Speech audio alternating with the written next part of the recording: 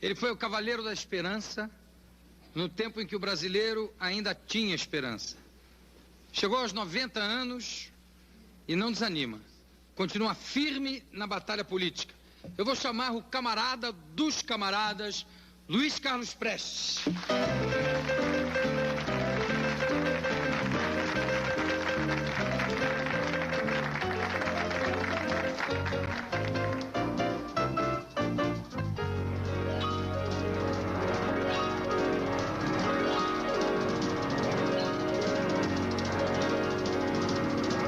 Prestes, você no tempo em que esteve preso, chegou a ser torturado? Chegou a sofrer tortura? Não, a minha tortura foi moral apenas, né? Foi a expulsão da minha companheira, né? Que não tinha nenhum processo, não tinha nenhum crime e, no entanto, foi expulsa para ser entregue gratuitamente ao Hitler para ser... Quando ela estava com o 7º mês de gravidez, já, quando ela embarcou num navio alemão, podia até morrer a bordo, né? E é um filho de um brasileiro, né? O caso da Olga Benário é talvez o caso mais terrível. Foi um crime do Getúlio, de crueldade. Né? Porque sem a assinatura dele e do Vicente Raul, que era ministro da Justiça, ela não seria expulsa. Agora não foi só o Getúlio, hein? Porque o Supremo Tribunal Federal também unanimemente negou um habeas corpus a ela, solicitado por um advogado de reconhecido valor aqui no Rio, Heitor Lima, que requisitou. E ainda apelou para o consultor jurídico do Supremo Tribunal, que é considerado um santo da jurisprudência brasileira, o Sr. Clóvis Bevilacqua, né? Mas em última instância, pela expulsão dela. Em última instância, numa ditadura, como era o caso do regime do Vargas na época, ele passa a ser o principal responsável. O principal responsável. Sem a assinatura Filinto dele... Miller. Sem a assinatura dele... Não, Filinto Miller era um funcionário, era um secundário. Era um secundário, quer dizer, não tem a responsabilidade maior. A responsabilidade maior é do presidente da República. Eu gosto de explicar, talvez algumas pessoas não saibam, mas a Olga Benário estava no Brasil, já era fugitiva do regime nazista, porque ela lutou contra o nazismo, já fazia política, né? Ainda menina, não é? Ela ajudou a libertar um preso. Ajudou a libertar um preso em pleno tribunal? Não, em prisão. A pior prisão da Alemanha, que é a prisão de Moabit, ela organizou com muito cuidado e voltou. E depois disso, o retrato dela foi posto nas paredes, dava um prêmio para quem ela fugiu para a Áustria e de lá foi para a União Soviética. E além disso, a Olga era de família judia também.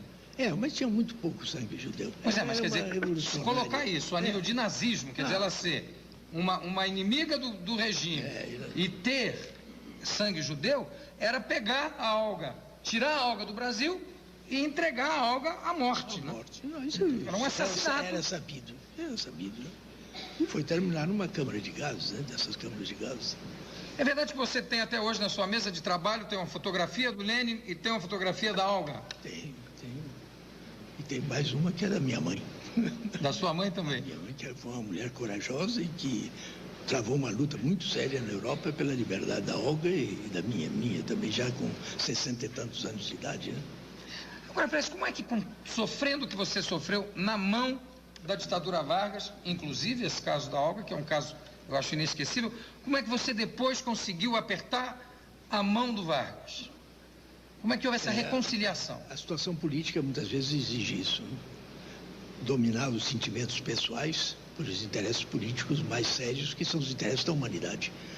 Naquele momento, em 44, 45, quando isso se deu, o inimigo principal a arrasar, a liquidar, era o Hitler, era o nazismo, né? E para derrotar o nazismo, devíamos convocar todas as pessoas, inclusive Vargas. Compreende? É isso que era fundamental. Mas qual foi o seu sentimento nessa hora de encontrar cara a cara com... Quando se trata de um fenômeno político, eu coloco acima de tudo, né? O interesse da humanidade era esse. Me olho para a humanidade, né? Liquidar o nazismo, isso que era fundamental. Getúlio tinha mandado a FEB, que estava lutando na Itália, e tinha que se apoiar o governo para que ele também participasse da luta contra o nazismo, que era mais uma força que se ganhava para isso. Isso nessa hora é superior a qualquer sentimento ao drama pessoal. É, lógico.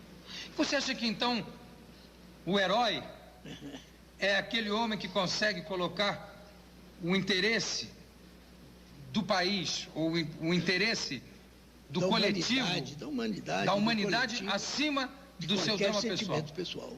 Isso às vezes é difícil, né?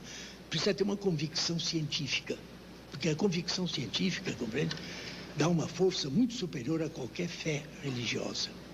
Se você sabe que 2 e 2 são 4, por mais que ele espanque para dizer que são 3 ou 5, você sabe que são 4 mesmo, né? Assim é a ciência marxista. Nós sabemos que o capitalismo leva inexoravelmente ao socialismo, porque a lei fundamental do capitalismo é a lei da concentração do capital. À medida que o capitalismo se desenvolve, a riqueza se acumula nas mãos de uma minoria cada vez menor.